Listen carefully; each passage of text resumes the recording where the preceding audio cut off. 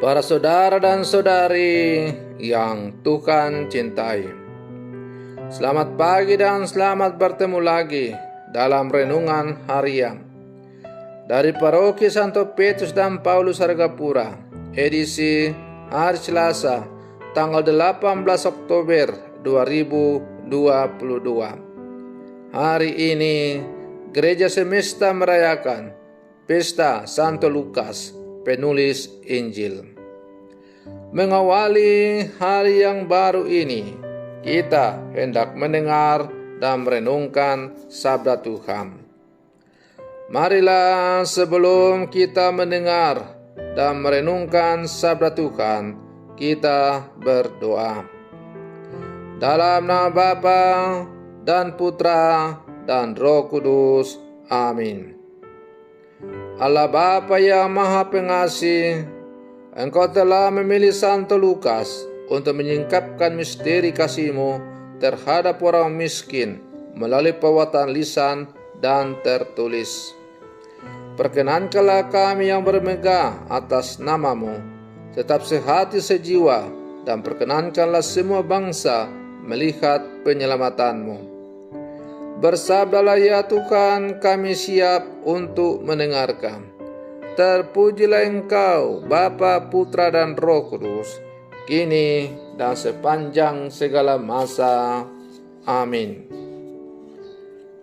Para saudara dan saudari yang Tuhan cintai, sabda Tuhan yang hendak kita dengar dan kita renungkan untuk mengawali hari yang baru ini diambil dari Injil Lukas pasal 10 ayat 1 sampai 9. Tuhan bersamamu. Inilah Injil suci menurut Lukas.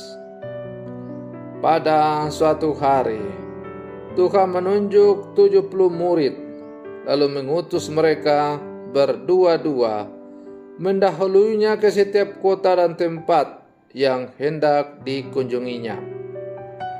Katanya kepada mereka, "Tuai memang banyak, tetapi sedikitlah pekerjanya.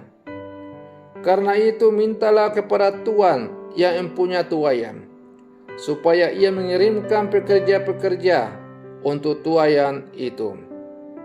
Pergilah, camkanlah. Aku mengutus kamu seperti anak domba ke tengah-tengah serigala.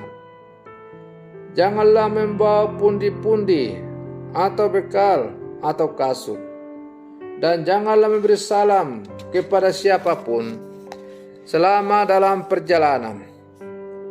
Kalau kamu memasuki suatu rumah, katakanlah lebih dahulu, damai sejahtera bagi rumah ini. Dan jika di situ ada orang yang layak menerima damai sejahtera, maka salammu itu akan tinggal padanya. Tetapi jika tidak, salammu itu akan kembali kepadamu. Tinggallah dalam rumah itu, makan dan minumlah apa yang diberikan orang kepadamu. Sebab seorang pekerja patut mendapat upahnya. Janganlah berpindah-pindah rumah. Jika kamu masuk ke dalam sebuah kota dan kamu diterima di situ, makanlah apa yang dihidangkan kepadamu, dan sembuhkanlah orang-orang sakit yang ada di situ, dan katakanlah kepada mereka, kerajaan Allah sudah dekat padamu." Demikianlah sabda Tuhan. Para saudara dan saudari yang Tuhan cintai, hari ini Gereja Semesta merayakan Pesta Santo Lukas, pengarang Injil. Dan sekaligus juga bahwa pada hari ini Kombas Santo Lukas Jalan Pipa merayakan Pesta Pelindung Kombas. Lukas memiliki latar belakang sebagai seorang tabib atau seorang dokter. Lukas mencoba merumuskan bagaimana sikap seorang murid Yesus ketika mendapatkan tugas perutusan di dunia ini. Secara sangat jelas diungkapkan syarat-syaratnya. Janganlah membawa pundi-pundi atau bekal atau kasut. Bila memasuki suatu rumah, katakanlah lebih dahulu Shalom atau damai sejahtera. Jika ada orang yang layak menerima damai sejahtera, maka salammu itu akan tinggal di atasnya. Dari syarat-syarat tersebut terlihat dengan jelas bahwa Yesus meminta kita untuk lepas bebas dalam menjalankan tugas perutusan di dunia ini. Jangan sampai kita hidup penuh dengan kelikatan dan dihinggapi kekhawatiran yang berlebihan. Saudara-saudari yang Tuhan cintai, panggilan kita sebagai murid-murid Yesus yang hidup di zaman sekarang melalui persekutuan Gereja Katolik yang kudus juga demikian adanya. Kita dipanggil dan diutus untuk mewartakan damai sejahtera dari Allah kepada segenap makhluk. Santo Lukas yang kita pestakan hari ini mengajarkan kita untuk hidup menjadi sumber damai sejahtera bagi sesama.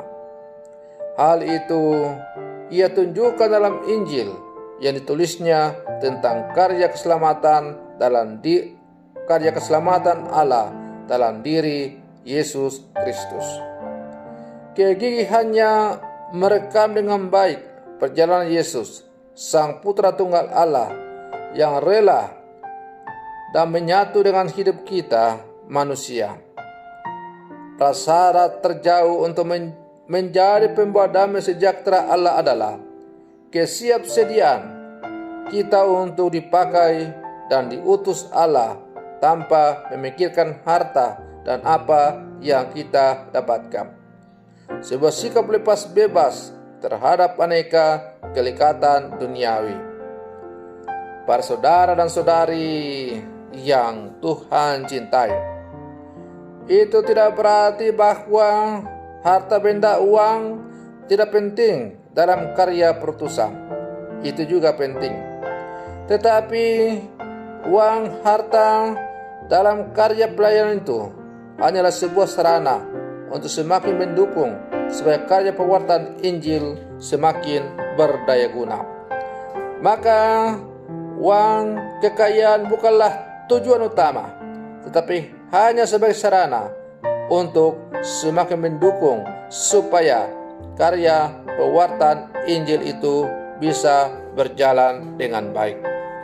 Dan pada akhirnya tujuan utama untuk pewartaan Injil itu adalah semakin menghantar orang untuk bersatu dengan Tuhan. Dengan semakin banyaknya orang bersatu dengan Tuhan, sungguh-sungguh menghayati imannya dengan baik dan semakin percaya kepada Tuhan, maka mereka akan digerakkan untuk berbagi. Dengan berbagi, maka segala beban yang diperlukan dalam karya pelayanan akan dapat teratasi. Para saudara dan saudari yang Tuhan cintai, maka marilah pada pesta Santo Lukas penulis Injil yang kita rayakan pada hari ini, kita semakin datang kepada Yesus, bertekuk lutut di hadapan kakinya dan mendengarkan Dia apa yang hendak Ia sampaikan kepada kita. Hendaklah kita menjadikan Dia sebagai satu-satunya pedoman tujuan segala hidup kita, dan hendaknya tugas pewartaannya diembankan kepada kita sungguh kita laksanakan dengan penuh sukacita lewat tugas dan panggilan kita masing-masing. Mari terus berlangkah bersama para saudara dan saudari yang terkasih untuk menjadi alatnya, menjadi pewarta-pewarta Injil yang sejati. Semoga demikian. Selamat pagi. Tuhan Yesus memberkati.